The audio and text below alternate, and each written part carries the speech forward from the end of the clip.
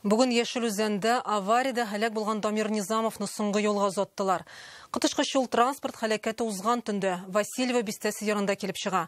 Қызу барған Hyundai машинасы идарәне югалта һәм юл кырыйында тұрған икенче жеңіл автомобильгә бәрелә. Шетел машинасында Ешілүзен районы башлыгы ярдәмчесе Дамир Низамов, кулланучылар базары бүлеге башлыгы урынбасары Виталий Агачев. Лада машинасында Казан кешесе Андрей Романов хәләк була.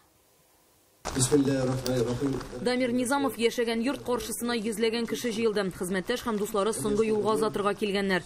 Хушлашу сүзен Ешілүзен районы башлыгы Михаил Афанасьев җиткерә. Дамир аның ярдәмчесе булган. Дамир институттан соң бүтін гомерен районны үстерүгә багышлады. Башкарма комитет структурасында эшләде. Бергә эшләдек, шуңа миңа бик авыр һәм аның кебек кешене югалту бик тә кызганыч. Бик җаваплы, үз эше өчен янып йөри торган кеше, Ешілүзеннең патриоты иде.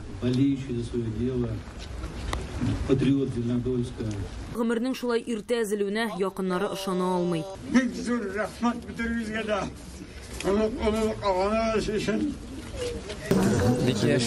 Кеш кетіп барды. Дамир Айса болды. Әлі эшләргә дә, яшәргә иде. Авария кичә-кич Ешілүзен районының Васильева бистәсе янында килеп чыга. Казанга таба баручы Hyundai автомобиле башта юл кырыена туктаган Лада Грантага, аннан соң юл билгесенә бәрелә. Җиңел автомобильләрнең йөртүчеләре һәм Hyundai пассажиры Дамир Низамов хәләк була. Водитель автомобиля Hyundai, мужчина, 1990 года рождения. Hyundai автомобилен йөртүче 34 яшьлек ир-ат идарәне югалтқан дип фаразлана. Шул сәбәпле юл читендә торган Лада Грантага бәрелгән. Машина эчендә 42 яшьлек ир-ат була.